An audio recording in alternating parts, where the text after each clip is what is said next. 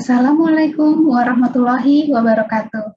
Perkenalkan, saya Rizka Damayanti, mahasiswa MM/FEB UGM Kampus Jakarta, kelas eksekutif 39A, dengan konsentrasi operasi, dengan dosen pembimbing Bapak Henry Yuliando.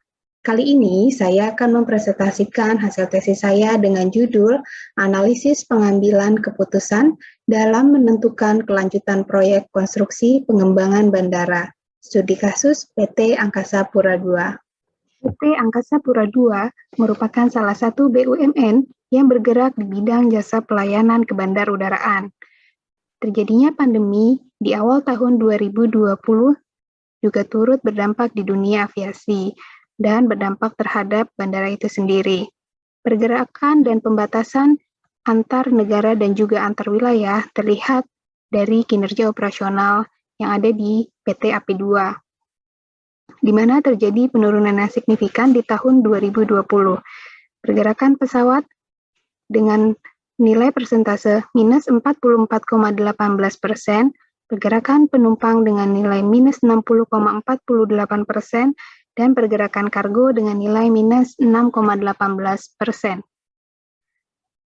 Hal tersebut berdampak terhadap pendapatan dari PT AP2, di mana pendapatan aeronautika menurun hingga minus 62,3%, pendapatan non-aeronautika menurun hingga minus 31%, dan pendapatan usaha dengan penurunan minus 47,3%.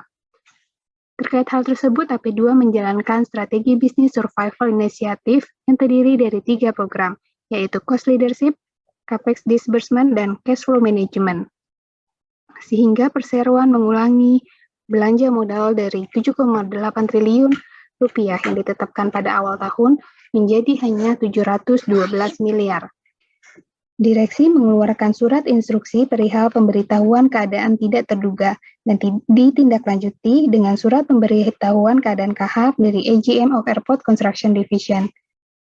Surat kahar ini berisi tentang penghentian sementara pekerjaan dan penundaan pembayaran pekerjaan hingga Januari 2021.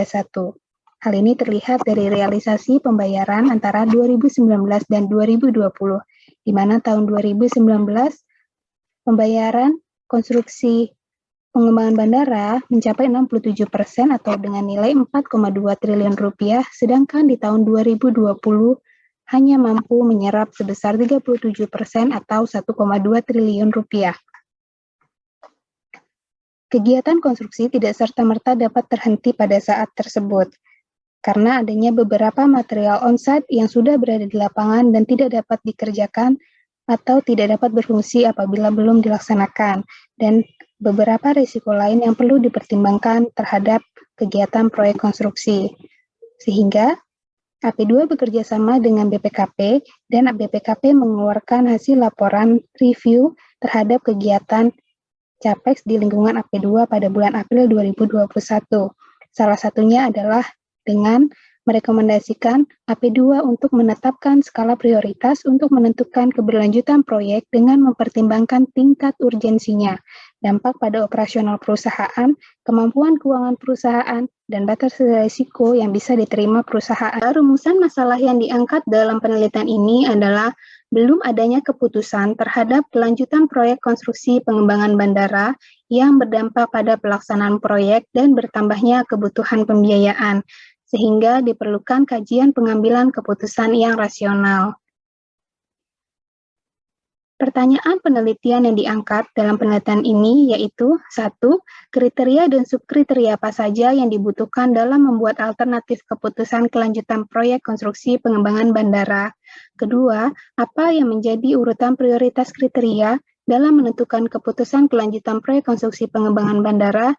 Dan ketiga, bagaimana usulan keputusan terbaik terhadap kelanjutan proyek konstruksi pengembangan bandara. Tujuan penelitian ini adalah 1. Untuk mengidentifikasi kriteria dan subkriteria yang dapat digunakan dalam membuat alternatif keputusan kelanjutan proyek konstruksi pengembangan bandara. Yang kedua, untuk mengidentifikasi prioritas atau peringkat kriteria dalam menentukan keputusan kelanjutan proyek konstruksi pengembangan bandara. Dan ketiga adalah untuk mendapatkan usulan keputusan terbaik terhadap kelanjutan proyek konstruksi pengembangan bandara. Landasan teori yang digunakan dalam penelitian ini adalah pertama, teori proyek konstruksi dari Kersner 2009, bahwa proyek konstruksi merupakan suatu rangkaian kegiatan untuk mencapai suatu tujuan baik bangunan atau konstruksi dengan batasan waktu, biaya, dan mutu tertentu. Selain itu, dalam studi Durban 2011, teori mengenai pengambilan keputusan bahwa pengambilan keputusan merupakan proses pemilihan beberapa tindakan alternatif untuk mencapai satu atau lebih tujuan. Dan berdasarkan studi Fugate dan Kinichi 2003 bahwa pengambilan keputusan terdiri dari dua model, di mana pengambilan keputusan meliputi pengidentifikasian dan pemilihan solusi alternatif yang mengarah pada kepentingan yang diinginkan.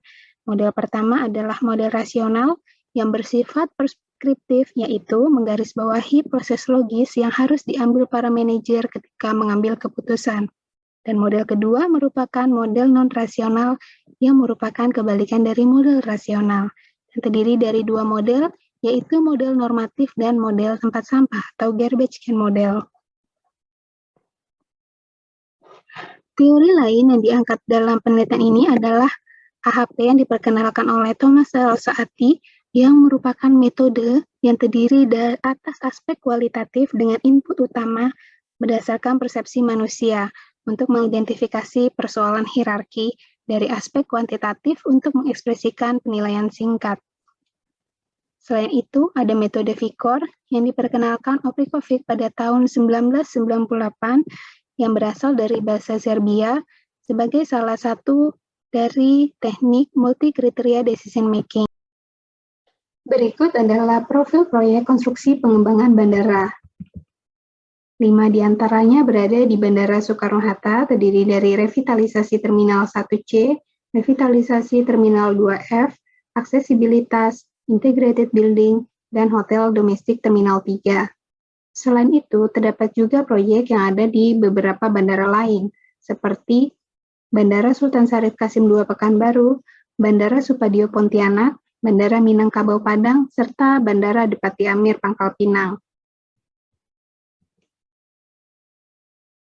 Memasuki metodologi penelitian, disampaikan bahwa penelitian ini merupakan studi kasus yang berada di PT Angkasa Pura II Persero. Penelitian dilakukan secara deskriptif dengan metode penelitian kualitatif. Tahapan pengumpulan data dan analisis data yang dilakukan sebagai berikut.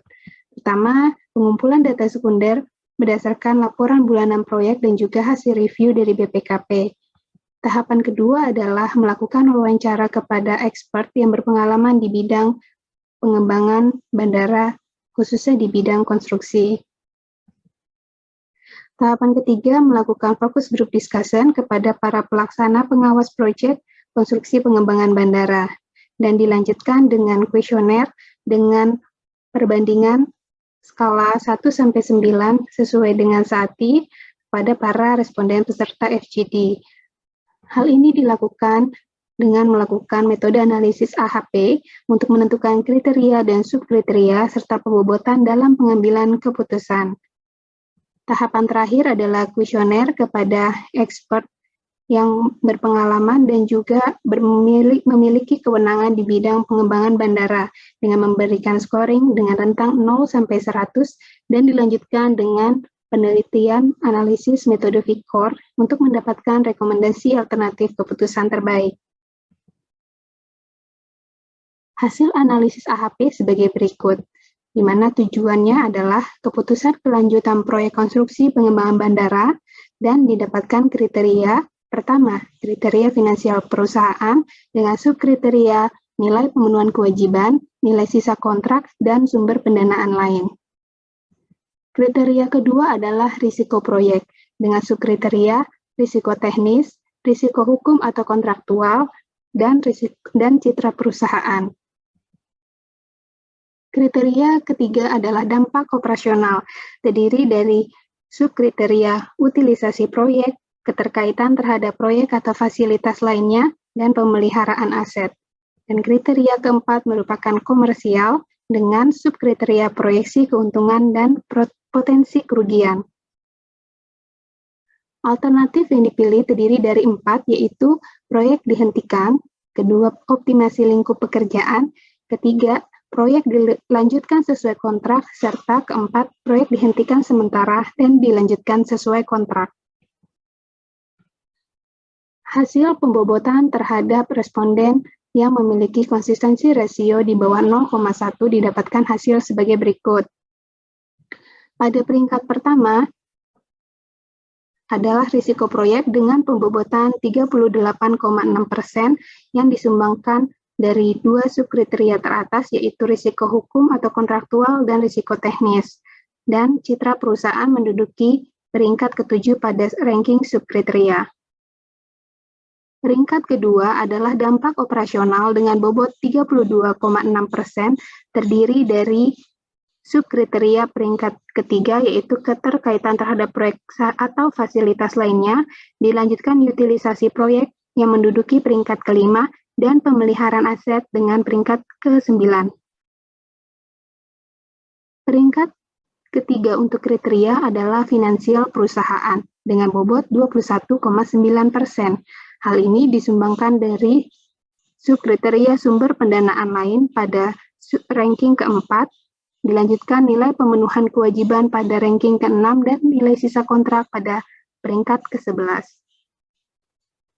Dan terakhir adalah peringkat keempat, yaitu komersial dengan bobot 6,9%, terdiri dari subkriteria potensi kerugian yang menduduki peringkat ke-8 dan proyeksi keuntungan dengan ranking ke-10. Hasil analisis Vicor terhadap 4 alternatif keputusan didapatkan dengan hasil sebagai berikut, dengan nilai R, nilai S, dan nilai Q sesuai pada tabel. Untuk kondisi pertama, di mana nilai Q A2 dikurangin dengan QA1 lebih besar sama dengan 1/3. Hal ini dapat dipenuhi dari hasil tersebut. Dan kondisi kedua, bahwa nilai alternatif A1 menjadi peringkat terbaik pada nilai S dan atau R. Sehingga solusi yang dapat dipilih dengan terpenuhinya dua kondisi tersebut adalah alternatif dengan nilai Q minimum yang dipilih sebagai alternatif terbaik, yaitu optimasi lingkup pekerjaan. Analisis pengambilan keputusan dalam menentukan kelanjutan proyek konstruksi pengembangan bandara di PT Angkasa Pura II Persero menghasilkan temuan sebagai berikut. Pertama, 4 kriteria yang dibutuhkan dalam menentukan keputusan terdiri dari finansial perusahaan, risiko proyek, dampak operasional, dan komersial. Sedangkan 11 subkriteria didapatkan, diantaranya nilai pemenuhan kewajiban, nilai sisa kontrak, sumber pendanaan lain, risiko teknis, risiko hukum atau kontraktual, citra perusahaan, utilisasi proyek, keterkaitan terhadap proyek atau fasilitas lainnya, pemeliharaan aset, proyeksi keuntungan, dan potensi kerugian. Simpulan kedua adalah daftar peringkat atau urutan prioritas kriteria, terdiri dari pertama, risiko proyek dengan nilai 0,386, kedua, dampak operasional dengan nilai 0,326, dan yang ketiga, finansial perusahaan dengan nilai 0,219, serta yang keempat, komersial dengan bobot 0,069. Dan simpulan ketiga, bahwa rekomendasi keputusan terbaik adalah optimasi lingkup pekerjaan.